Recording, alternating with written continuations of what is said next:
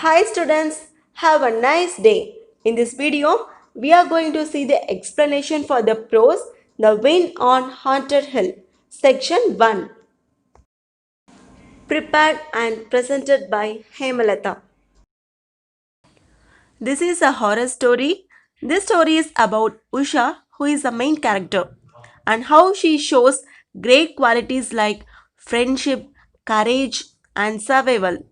Anyone can read them, but kids will especially love this book. Hoo hoo! Cried the wind as it swept down from the Himalayan snows. காற்று இருக்கு இல்லையா பலமாக அடிக்குது எப்படி sound கொடுத்துட்டே வருது அப்படின்னா ஹூ ஹூ அப்படின்னு சொல்லிட்டு அந்த விண்டெல்லாம் வேகமாக அடிக்கிறப்போ ஒரு சத்தம் கேட்கும் இல்லையா அந்த மாதிரி வந்து கூக்குரலோட அந்த காற்று வந்து வந்துட்டுருக்கு எங்கேருந்து வந்துட்டுருக்கு அந்த இமாலய பனியிலேருந்து வந்துட்டுருக்கு கீழ் நோக்கி அப்படியே வீசுது. It hurried over the hills and passes and hummed and moaned in the tall pines and deodars. அப்படி வீசக்கூடிய காற்று ரொம்ப அவசர அவசரமாக ஹரீட் அப்படின்னா அவசர அவசரமாக வந்து வருது. எங்கே அப்படின்னா ஹில்ஸ் குன்றுகள் மேலே காற்று வீசுது, பாசஸ் கணவாய்கள் மேலே வீசுது, அதுக்கப்புறம் ஹம்ட் அப்படின்னா என்ன அர்த்தம், ரீங்கார சத்தத்தோடு வீசுது. மோண்ட் அப்படின்னா முனகுதல், ரொம்ப முனகிட்டே அந்த காற்றோட சவுண்டை தான் சொல்கிறாங்க. ஃபஸ்ட்டு வந்து எப்படி சொன்னாங்க ஹூ ஹூ அப்படின்னு சொல்லிட்டு, இப்போ ஹம்ட் மோண்ட் இந்த மாதிரி சத்தங்களோட காற்று வந்து வீசுது. எங்கெல்லாம் வீசுது, குன்றுகளில் கணவாய்களில் எல்லாமே வீசுது. எந்த மரத்தின் வழியாக அந்த காற்றெல்லாம் வீசிட்டு வருது அப்படின்னா டால் பைன்ஸ் உயர்ந்த பைன் மரங்கள் வழியாகவும் அண்ட் டியோடர் மரங்களுக்கு வழியாகவும் அந்த காற்றெல்லாம் வீசிட்டு இருக்கு. On haunted hill, haunted hill அப்படின்னா என்ன அர்த்தம், அந்த ஆவிகள் குடியிருக்கக்கூடிய அந்த குன்றுன்னு சொல்லுவாங்க இல்லையா, அந்த ஹாண்டட் ஹில் அப்படிங்கிற பிளேஸில் there was little to stop the wind, only a few stunted trees and bushes and the ruins of what had once been a small settlement. ஆவிகள் தங்கி வாழ்கின்ற அந்த குன்றில் அந்த காற்றை வந்து அந்த விண்டை வந்து ஸ்டாப் பண்ணுறதுக்கு எதுவுமே இல்லை, சில மரங்கள் மட்டும்தான் இருக்குது. அந்த மரங்களும் எப்படி இருக்குது, வளர்ச்சி குன்றிய மரங்கள் மாதிரி இருக்குது. ஸ்டண்டட் ட்ரீஸ் அப்படின்னா வளர்ச்சி குன்றிய மரங்கள் மாதிரியும், புஷஸ் புதர்களும் மட்டும்தான் அங்கே இருக்குது. ஒரு காலத்தில் சிறிய குடியிருப்பாக இருந்த அந்த ஹாண்டட் ஹில், அந்த ஆவிகள் இருந்த அந்த குன்று இப்போ வந்து எப்படி இருக்குது, ரொம்ப பாழடைஞ்சு கிடக்குது. பாழடைஞ்ச ஒரு கட்டிடங்கள் மட்டும்தான் அங்கே வந்து இருக்குது அப்படின்னு சொல்கிறாங்க. ஏன்னா இப்போ அங்கே லைவாக யாருமே வந்து குடியில்லை அப்படின்னு சொல்கிறாங்க. On the slopes of the next hill there was a small village. அடுத்த மலையில் இருக்க அடிவாரத்தில் ஒரு சிறிய கிராமம் இருக்கு. People kept large stones on the tin roofs to prevent them from blowing away. அங்கே இருக்கக்கூடிய மக்கள், அந்த அடிவாரத்துக்கு கீழே ஒரு சிறிய கிராமம் இருக்கு இல்லையா, அங்கே இருக்கக்கூடிய மக்கள்லாம் என்ன பண்ணுறாங்க, அவங்க வீட்டு கூரை இருக்கு இல்லையா, அது வந்து காற்றுல அடிச்சுட்டு போயிடக்கூடாதுன்னு சொல்லிட்டு என்ன பண்ணுறாங்க, பெரிய பெரிய கல்லெல்லாம் எடுத்து அவங்க வீட்டில் இருக்கக்கூடிய தகர கூரைக்கு மேலே வைக்கிறாங்க. There was nearly always a wind in these parts. ஏன்னா எப்போவுமே அந்த ஏரியாவில் வந்து காற்று எப்படி இருக்கும், பலமாக வீசிக்கிட்டே இருக்கும். Even on sunny days, doors and windows rattled, chimneys choked, clothes blew away. இன்னும் சொல்லப்போனால் வெயில் காலங்களில் கூட எப்படி இருக்குமா, ஜன்னல் கதவுகளை எப்போவுமே ஆடிக்கிட்டோம், அங்கே இருக்க சிம்னிஸ்லாம் அடைச்சிக்கிட்டோம், அங்கே இருக்க க்ளோத்ஸ் எல்லாமே காய போட்டு அடிச்சுட்டு போயிடும், அந்த மாதிரி தான் இருக்கும். 3 children stood beside a low stone wall, spreading clothes out to dry. சின்ன கல் சுவர் இருக்கு இல்லையா, கல்லாலான சுவர், அதுக்கு பக்கத்தில் 3 சிறுமிகள் 3 children வந்து என்ன பண்ணுறாங்க, அவங்களோட க்ளோத்ஸை வந்து ட்ரை பண்ணுறதுக்காக, ஆடைகளை உலர வைக்கிறதுக்காக என்ன பண்ணுறாங்க, ஸ்ப்ரெட் பண்ணிகிட்ருக்காங்க, விரித்து வச்சிட்ருக்காங்க. On each garment they placed a rock. ஒவ்வொரு துணி மேலேயும் அந்த சில்ட்ரன் என்ன பண்ணுறாங்க, ஒரு கல்லை வைக்கிறாங்க. Even then the clothes fluttered like flags and pennants. அவங்க வச்சும் கூட, ஒவ்வொரு துணி மேலே ஒரு கல்லை வச்சும் கூட அந்த துணி எப்படி பறக்குதான், நம்ம ஃப்ளாகு, நம்ம காற்றுல ஃப்ளாக் எப்படி பறக்கும், அப்படியே படப்படுத்து பறக்கும் இல்லையா, அந்த மாதிரி வந்து அந்த க்ளோத்ஸ் வந்து பறந்துட்டு தான் இருக்குது அப்படின்னு சொல்கிறாங்க. ஏன்னா அந்த அளவுக்கு அந்த ஏரியாவில் வந்து ரொம்ப அதிகமான காற்று வீசிக்கிட்டே இருக்கும்னு சொல்கிறாங்க. Usha, dark-haired and rose-cheeked, struggled with her grandfather's long, loose shirt. கருமையான கூந்தலும் சிவந்த கண்ணங்களோடு இருக்கிற பொண்ணு உஷா அவளோட தாத்தாவோட பெரிய தொலைதுலன்னு இருக்கக்கூடிய ஷர்ட்டோட போராடிட்டு இருக்கா. She was 11 or 12. அவளுக்கு வயசு 11 இல்லை 12 தான் இருக்கும். Her younger brother Suresh was doing his best to hold on a bedsheet while Binya, a slightly older girl, Usha's friend and neighbor, was handing them the clothes one at a time. உஷாக்கு help பண்ணக்கூடிய பக்கத்து வீட்டு பொண்ணு பேர் வந்து என்ன அப்படின்னா பின்யா. அவள் வந்து உஷா விட கொஞ்சம் வயசு அதிகம். அவள் வந்து ஹெல்ப் பண்ணிட்டு இருக்கா.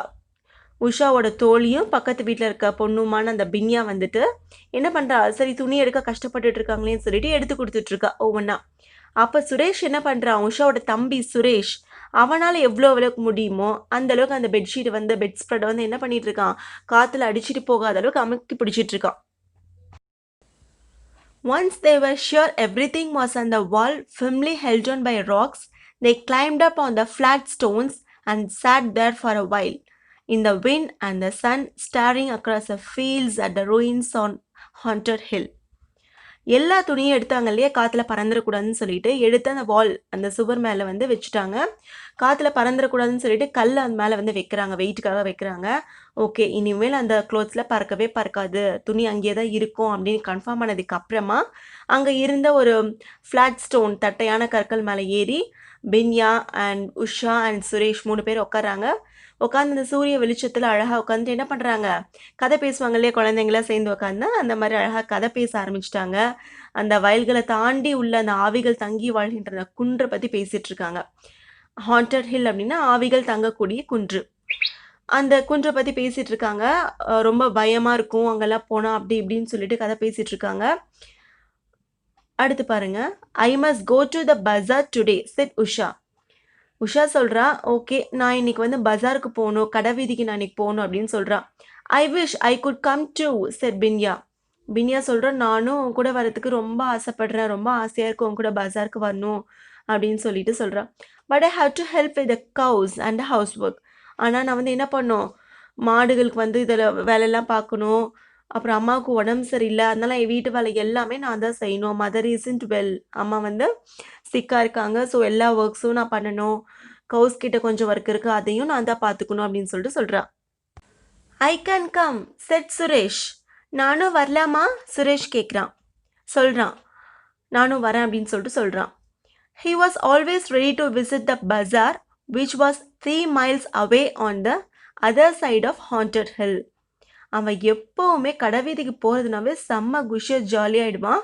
அதனால் எப்போவுமே ப்ரிப்பேராகவே ரெடியாகவே இருப்பான், எப்படா வந்து அக்கா கூப்பிடுவா பஜாருக்குன்னு சொல்லிட்டு. அந்த பஜார் எங்கே இருக்குது அப்படின்னா, அந்த ஹாண்டட் ஹில் இருக்கு இல்லையா, அந்த ஆவிகள் இருக்கக்கூடிய குன்று, அந்த குன்றுக்கு அதர் சைடில் இருக்குது, அடுத்த சைட் ஆப்போசிட் சைடில் இருக்குது. அவங்க வீட்டிலேருந்து அந்த பஜாருக்கு வந்து 3 miles டிஸ்டன்ஸில் வந்து இருக்குது. No you can't said Usha. நீல வர முடியாது அப்படின்னு உஷா சொல்லிட்டா. You must help grandfather chop wood. நீ வந்து தாத்தாவுக்கு என்ன பண்ணும், ஹெல்ப் பண்ணும், அவர் விறகு வெட்டிட்டு இருக்காரு இல்லையா, அந்த வேலைக்கு நீ கண்டிப்பாக அவருக்கு ஹெல்ப் பண்ணும் அப்படின்னு வந்து சொல்கிறா. Their father was in the army, posted in a distant part of the country, and Suresh and his grandfather were the only men in the house. அவங்க அப்பா இருக்காங்க இல்லையா, உஷா அண்ட் சுரேஷோட அப்பா வந்து இராணுவத்தில் இருந்தார். அந்த நாட்டோட தொலை தூரத்தில் இருக்கக்கூடிய ஒரு பகுதியில் தான் அவருக்கு வேலை. ஸோ அந்த வீட்டில் இவங்க குடியிருக்க வீட்டில் ஜென்ஸ் ஆண்கள் அப்படின்னு சொன்னால் அது சுரேஷும் அவனோட தாத்தாவும் மட்டும்தான் இருக்காங்க இப்போதைக்கு. Suresh was 8, chubby and almond eyed. Suresh வந்துட்டு எப்படி இருப்பான், பார்க்க அப்பியரன்ஸ் எப்படி இருக்கும், கொள்ளுன்னு இருப்பானா. சபி அப்படின்னா நல்லா கொள்ளுன்னு இருக்கிறது. அண்ட் ஆல்மண்ட் ஐடு, பாதாம் மாதிரி கண்கள், அழகாக இருக்குமா அவனுக்கு. Won't you be afraid to come back alone? தனியாக திரும்பி வரத்துக்கு நீ பயப்பட மாட்டியாக்கா அப்படின்னு சொல்லிட்டு சுரேஷ் கேட்குறான். He asked, why should I be afraid? நான் ஏன் பயப்படணும் அப்படின்னு ரொம்ப தைரியமாக சொல்கிற Usha. There are ghosts on the hill. அந்த ஹில், அந்த குன்றில் நிறைய பேய்ங்களாம் இருக்குக்கா அப்படின்னு அவன் சொல்கிறான். I know, but I will be back before it gets dark. எனக்கு அதெல்லாம் தெரியும், நீ ஒன்றும் சொல்ல வேண்டாம், நான் இருட்டாகிறதுக்கு முன்னாடி நான் வீட்டுக்கு வந்துடுவேன் அப்படின்னு வந்து உஷா சொல்கிறான். Ghost don't appear during the day. அது மட்டும் இல்லாமல் இந்த மாதிரி கோஸ்ட்டு பேய் அது இதெல்லாம் பகல் நேரத்தில் போய் வருமாடா, நைட்டு தானே அதெல்லாம் வரும் அப்படின்னு சொல்கிறான். Are there any ghost in the ruins? Asked Binya. உன்னை பின்யா வந்து நடுவில் இன்டர்ஃபியர் ஆகி என்ன கேட்குறா, என்னது அங்கே நிறைய பேய்கள்லாம் இருக்குமா அப்படின்னு சொல்லிட்டு ஆச்சரியமாக கேட்குறா. Grandfather says so. தாத்தாவும் அப்படி தான் சொல்கிறாரு, அங்கே பேய் இருக்குன்னு தான் சொல்கிறாரு. He says that many years ago, over 100 years ago, English people lived on the hill. தாத்தா அங்கே என்ன சொல்லியிருக்கார் தெரியுமா? பல நூறு வருஷங்களுக்கு முன்னாடி ஆங்கிலேயர்கள் தான் அந்த மலை குன்றுல வாழ்ந்துட்டு இருந்திருக்காங்க அப்படின்னு தாத்தா சொல்லியிருக்காரு எங்களுக்கு அப்படின்னு சொல்கிறான். But it was a bad spot, always getting struck by lightning, and they had to move to the next range and build another place. Range அப்படின்னா இந்த இடத்துல ஒரு மலைத்தொடரை வந்து குறிக்கும். லைட்னிங்னா மின்னல். அது ஒரு மோசமான இடம். ஏன் தெரியுமா? அந்த இடத்துல அடிக்கடி மின்னல் வந்து தாக்கிட்டே இருக்கும். அதனால் அங்கே வாழ்ந்த மக்கள் எல்லாமே என்ன பண்ணிட்டாங்க, அதுக்கு அடுத்து இருந்த மலைத்தொடருக்கு அவங்களோட வசிப்பிடங்களை மாற்றி அங்கே போய் வீடு கட்டிட்டாங்க அப்படின்னு சொல்லிட்டு சுரேஷ் சொல்கிறான். But if they went away, why should there be any ghost? மக்களே அங்கே விட்டு போயிட்டாங்களே அந்த இடத்த விட்டு, அப்புறம் அங்கே ஆவிங்க மட்டும் இருக்கணும் அப்படின்னு பின்னியா கேட்குறா. Because grandfather says during a terrible storm, one of the houses was hit by lightning and everyone it was killed. ஏன் தெரியுமா? தாத்தா சொன்னார், ஒரு பயங்கரமான புயல் ஒரு டைம் வீசிச்சாங்க அந்த குன்றில். அந்த சமயத்தில் அங்கே இருந்த ஒரு வீட்டில் மின்னல் தாக்கிடுச்சு. அந்த வீட்டில் இருந்த சிறுவர்கள் எல்லாருமே வந்து என்ன ஆயிட்டாங்க, இறந்துட்டாங்க அப்படின்னு சுரேஷ் வந்து ரொம்ப திகிலோடு சொல்கிறான். வேர் தேர் மெனி சில்ட்ரன்? அங்கே நிறைய சிறுவர்கள் இருந்தாங்களா அப்படின்னு பின்னியா ஆச்சரியமாக கேட்குறா. தேர் வேர் 2 of them. ஆமாம், அங்கே 2 பேர் இருந்திருக்காங்க. எ பிரதர் அண்ட் சிஸ்டர். ஒரு சகோதரன் மற்றும் சகோதரி அங்கே இருந்திருக்காங்க. Grandfather says he has seen them many times when he has passed through the rains late at night. தாத்தா நிறைய டைம் சொல்லியிருக்காரு, மிட் நைட்டில் நடுராத்திரியில் அந்த டைமில் அவர் கிராஸ் பண்ணுறப்போ ஒரு பாழடைஞ்ச கட்டடங்கள்லாம் இருக்கும் இல்லையா, அங்கே அந்த வழியாக போனப்போ அவங்கள அந்த இறந்து போனவங்களை வர தாத்தா நிறைய time பார்த்துருக்காராம். He has seen them playing in the moonlight. அவங்க அந்த இறந்து போனவங்க வர நிலா வெளிச்சத்தில் விளையாடினதை கூட தாத்தா பார்த்துருக்காரு அப்படின்னு சொல்லிட்டு சுரேஷ் சொல்கிறான். Wasn't he frightened? உங்கள் தாத்தா பயப்படவே இல்லையா? No, old people don't mind seeing ghost. வயசானவங்க போய் எங்கேயாவது ஆவியை பார்த்து பயப்படுவாங்களா அப்படின்னு கேட்குறான். Usha set out on her walk to the bazaar at 2 in the afternoon. Usha என்ன பண்ணிட்டா, பஜார் போகணும்னு சொல்லிட்டு இருந்தா இல்லையா ஃப்ரெண்ட்ஸ் கிட்ட, அதே மாதிரி போகிறதுக்கு ஸ்டார்ட் பண்ணிட்டா. அவளோட நடைப்பயணத்தை மதியானம் 2 மணிக்கு ஸ்டார்ட் பண்ணிட்டா. It was about an hour's walk. ஏறக்குறைய அது ஒரு மணி நேர நடைப்பயணம்.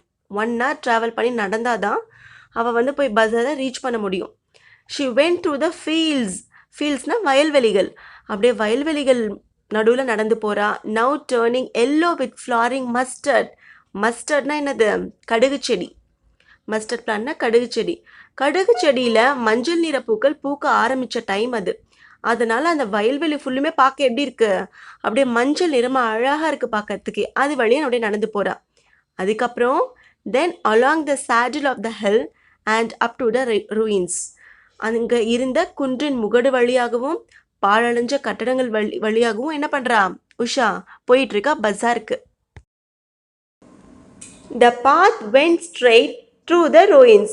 இந்த பாதை பாழடைந்த அந்த கட்டடங்கள் வழியாக தான் போகுங்கிறது உஷாக்கு நல்லாவே தெரியும். Usha knew it well. She had often taken it while going to the bazaar to do the weekly shopping or to see her aunt who lived in the town. டவுனில் வசிக்கக்கூடிய உஷாவோட அத்தையை பார்க்க போகிறப்போ அண்ட் அந்த வாரத்துக்கு ஒரு முறை கடை வீதிக்கு போவோம் இல்லையா பொருட்கள்லாம் வாங்குறதுக்கு, பர்ச்சேசிங்க்கு, ஷாப்பிங்க்கு, அந்த மாதிரி டைமில் உஷா இந்த பாதை வழியாக தான் வந்து போவாள் அடிக்கடி. வைல்ட் ஃப்ளவர்ஸ் க்ரூ இன் த க்ரம்பிளிங் வால்ஸ். காட்டுப்பூக்கள் நொறுங்கி போன சுவர்கள் மீது அழகாக வந்து என்ன இருக்குது, பூத்து வளர்ந்துருக்கு. எ wild plum tree grew straight out of the floor of what had once been a large hall. ஒரு காலத்தில் அந்த பாழடைஞ்ச அந்த வீட்டில் ஒரு பெரிய பொது அறையாக இருந்த இடம் வந்து இப்போ எப்படி இருக்கு, ப்ளம் மரம் வளர்ந்துருக்க ஒரு இடமா இருக்கு. It's soft white blossoms had begun to fall. அதோட மென்மையான வெள்ளையான அழகான பூக்கள் வந்து உதிர ஆரம்பிக்குது. Lizards scuttle over the stones while a whistling thrush, its deep purple plumage glistening in the soft sunshine, sat in an empty window and sang its heart out. சூரியனோட மென்மையான ஒளியில் அழகாக மினுமினுக்கிற அந்த கரும் ஊதா நிறத்தில் இறகுகளை கொண்ட அந்த விஸ்லிங் த்ரஷ் வந்து வெறுமையான ஜன்னல்ல உட்காந்துட்டு அது பாட்டுக்கு மனசார பாடிட்டு இருக்கு. அதே சமயத்துல பல்லிகளும் வேகமா சிறு சிறு அடிகளை வச்சு அந்த கற்கள் மீது ஓடிட்டு இருக்கு. Usha sang to herself as she tripped lightly along the path. Usha வந்து போறப்போ பஜாருக்கு போறப்போ அப்படியே ஜாலியா பாடிட்டே அந்த பாதையில வந்து போறா. லேசா அப்படியே தடுமாறுறா. Soon she had left the ruins behind. சீக்கிரமாவே அந்த இடத்த விட்டு அவன் வந்து என்ன பண்றா, ஃபாஸ்டா வந்து பாஸ் பண்ணி போறா. அந்த பாழடைஞ்ச அந்த கட்டடங்களை தாண்டி சீக்கிரமா வந்து கடந்து போறா. The path dipped steeply down to the valley and the little town with its straggling bazaar.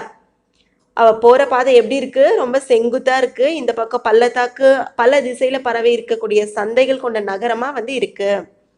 Usha took her time in the bazaar. Usha வந்து அந்த பஜார்ல என்னென்ன திங்ஸ்லாம் வாங்கணுமோ அதுக்கு எவ்வளோ டைம் தேவைப்படுதோ கரெக்டாக அவ்வளோ டைம் தான் வந்து யூஸ் பண்ணுறா. She bought soap and matches, spices and sugar. None of these things could be had in the village where there was no shop, and a new pipe stem for her grandfather's hookah and an exercise book for Suresh to do his sums in. பஜாரில் என்னென்ன திங்ஸ்லாம் வாங்குறா, தீப்பெட்டி, soap, masala பொருட்கள், சர்க்கரை, இந்த மாதிரி நிறைய பொருட்கள் வாங்குறா. ஏன் அப்படின்னா இந்த விதமான பொருட்கள் எதுவுமே அவ இருக்கக்கூடிய கிராமத்தில் இருக்கவே இருக்காது. ஏன் அப்படின்னா அங்கே கடைகளே கிடையாது. தாத்தாவுக்கு வந்து என்ன வாங்குறா, தாத்தாவோட ஹூக்காவிற்கு வந்து புதிய ஒரு பைப் ஸ்டெம்மும், சுரேஷ் வந்து மேக்ஸ் போட்டு பார்க்கறதுக்கான ஒரு எக்ஸசைஸ் புக்கும் வந்து வாங்குறா. As an afterthought she bought him some marbles.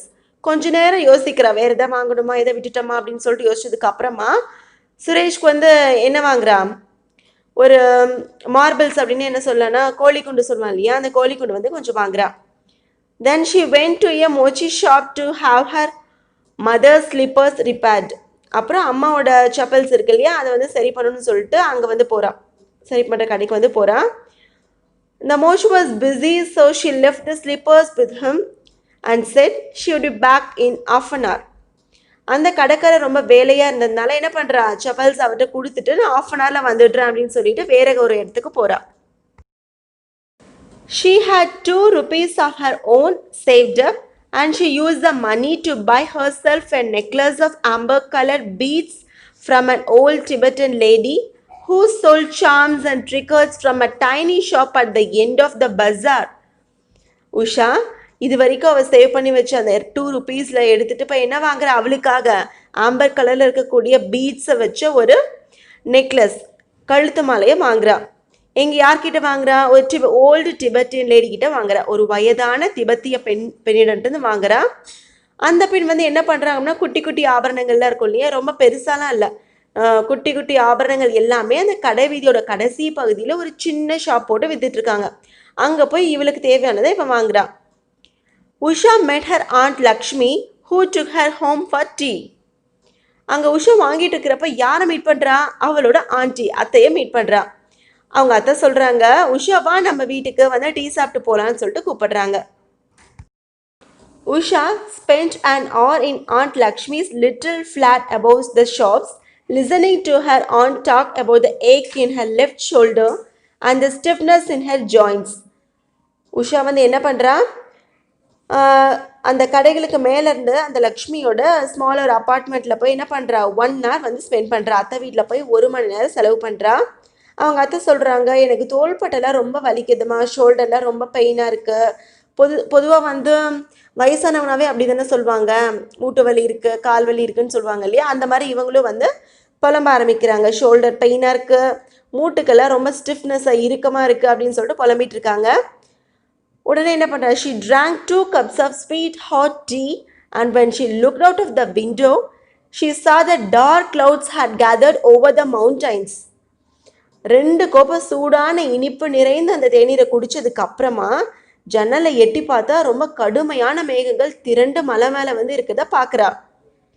Usha ran to the cobblers and collected her mother's slippers. ஐயோ மழை வந்துடும் போல இருக்கே அத்தை அப்படின்னு சொல்லிட்டு அங்கே பாய் சொல்லிட்டு நேராக எங்கே வரா, ஷாப்க்கு பஜாருக்கு வரா. வந்துட்டு அந்த செருப்பு தைக்கிறவர்கிட்ட ஓடி போயிட்டு என்ன பண்ணுறா, அவங்க அம்மாவோட செப்பல் சரி பண்ணி வாங்கிக்கிட்டா. The shopping bag was full.